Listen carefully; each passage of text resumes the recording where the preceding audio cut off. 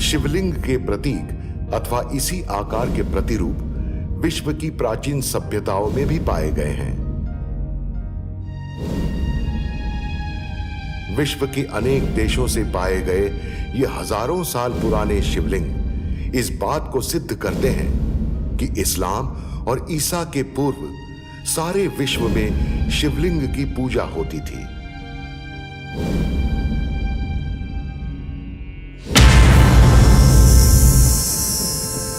और ये सब उसी निराकार परमात्मा शिव की प्रतिमाएं हैं।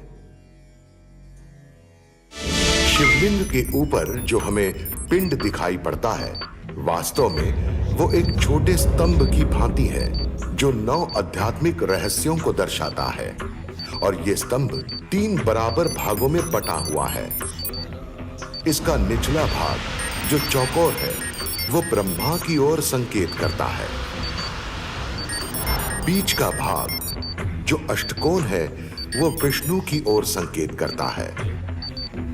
वे दोनों भाग सामान्य रूप से देखने में नहीं आते हैं, क्योंकि दोनों भाग अधोपदम और ऊर्ध्वपदम नाम के 2 बाह्य पीठ के अंदर दबे रहने के कारण गुप्त रहते हैं। अतः ब्रह्मा और विष्णु दोनों निराकार रचयिता शिव की रचना होने का संकेत देते हैं। शिवलिंग के ऊपर का हिस्सा अथवा पिंड जो देखने में आता है उसे 7 भागों में बांटा गया है। रुद्र, महेश, सदाशिव,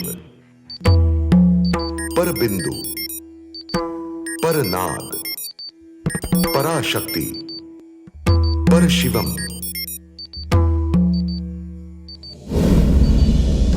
इसलिए शिवलिंग कोई लैंगिक प्रतीक नहीं है।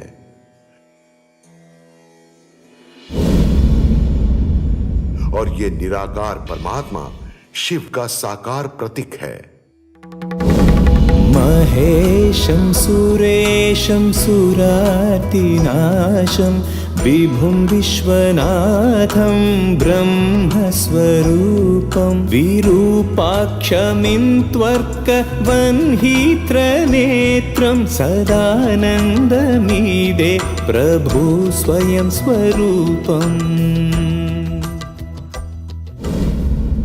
अब्राहम, जिन्हें यहूदी, ईसाई और मुस्लिम परमात्मा का दूत मानते हैं, और उनमें से कुछ का मानना है कि उन्होंने मक्का में जो काबा है वहां खुद एक पवित्र पत्थर को स्थापित किया। यह पवित्र पत्थर दर्शाता है कि परमात्मा निराकार है।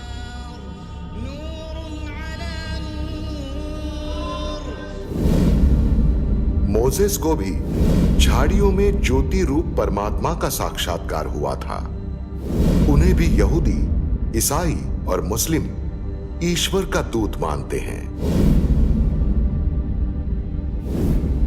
शमा इस्राएल अदोनाई एलोहेनु अदोनाई echad ברוך שם כבוד מלכותו לעולם ועד ואהבת את אדוני אלוהיך।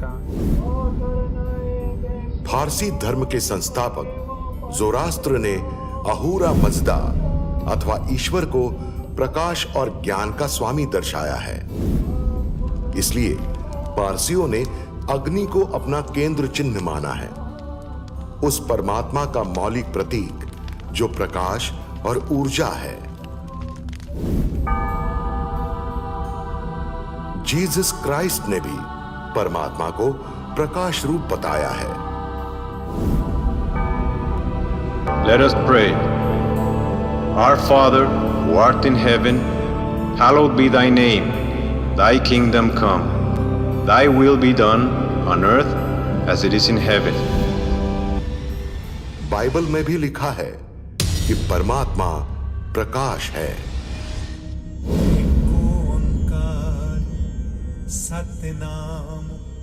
सिख धर्म के संस्थापक गुरु नानक ने ईश्वर को एक ओंकार निराकार कहा है, जिसका अर्थ है कि वह प्रकाश है और निराकार है। गुरु प्रसाद जप आद सच जुगाद सच है भी सच, नानक होसी सच। प्रायः सभी धर्मों और आध्यात्मिक साधनों में अग्नि अथवा प्रकाश को ईश्वर का प्रतीक मानते हैं। अग्नि परमात्मा की शुद्ध कारक शक्ति को दर्शाती है और यह संकेत देती है कि वो प्रकाशों का भी प्रकाश है।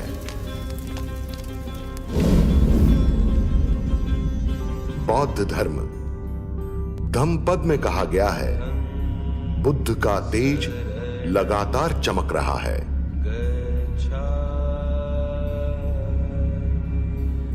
सिख धर्म आदि ग्रंथ में कहा गया है, परमात्मा सत्य है और सबका प्रकाश है।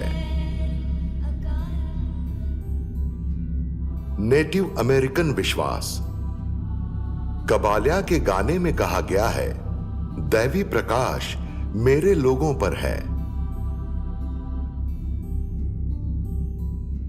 अफ्रीकन विश्वास अफ्रीकन ट्राइबल में कहा गया है, परमात्मा सूरज हैं जो सारे जगह में प्रकाश फैलाता है।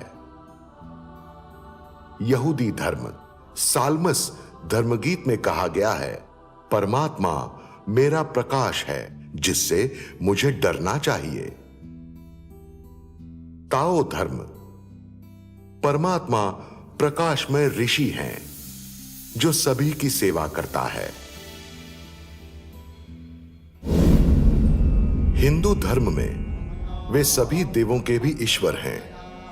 ब्रह्मा, विष्णु और शंकर के रचयिता होने के कारण वे त्रिमूर्ति शिव या त्र्यंबकेश्वर नाम से जाने जाते हैं। राम के ईश्वर होने के कारण वे रामेश्वर और कृष्ण के ईश्वर होने के कारण गोपेश्वर कहे जाते हैं।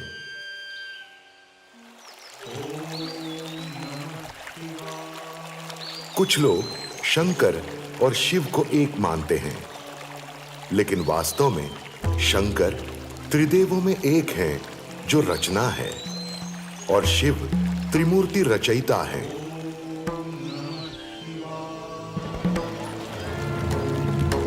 यद्यपि कई मानते हैं कि ईश्वर सर्वत्र है,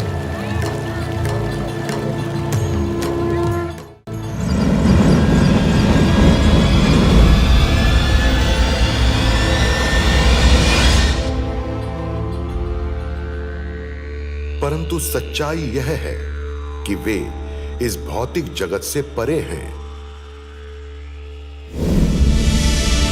परमात्मा सर्वव्यापी नहीं है, बल्कि वे सर्वशक्तिमान और सर्वज्ञ हैं। यदि परमात्मा सर्वव्यापी हैं और हर जीवित वस्तु में विद्यमान हैं, तो क्यों सभी धर्मों के लोग ईश्वर को पुकारते समय ऊपर देखते हैं? क्योंकि वह एकमात्र ऐसे हैं जो सभी धर्मों, संस्कृतियों एवं संप्रदायों की आत्माओं के संरक्षक हैं। चाहे कोई उन्हें अपना पिता माने या न माने, सच्चाई तो यही है कि वे हम सभी के परम पिता हैं।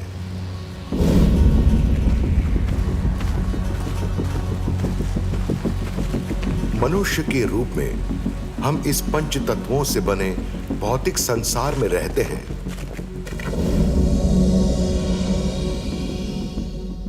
जिसमें धरती, सूर्य, ग्रह, तारे और असंख्य आकाश गंगाएं हैं।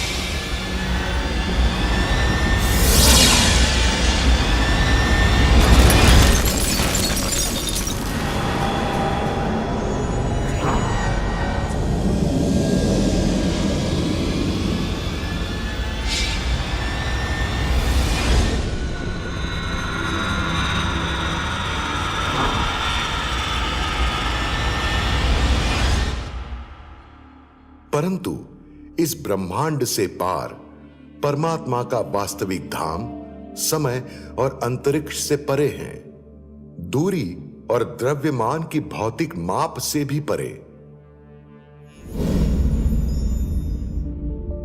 यह स्थूल नेत्रों से न दिखने वाले सूक्ष्म प्रकाश से निर्मित है, व्योम के दूरस्थ विस्तार से परे और सुनहरे लाल प्रकाश की किरणों से भरा हुआ यह अप्रत्यक्ष छठा तत्व है।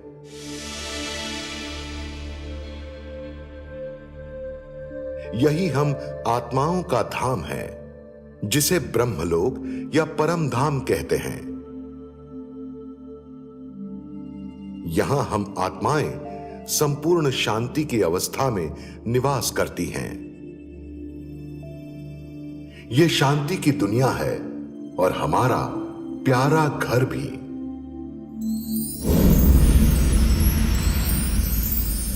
परमात्मा हम मनुष्य आत्माओं के इस विशाल पारिवारिक वृक्ष के बीज हैं।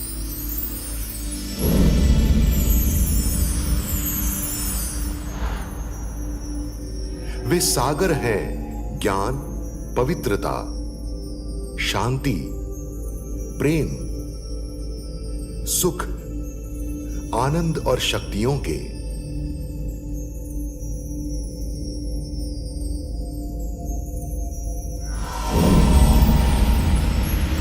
उन्हें अपने सभी बच्चों से बेहद प्यार है। इसलिए ऐसा कहा भी जाता है कि परमात्मा प्रेम है।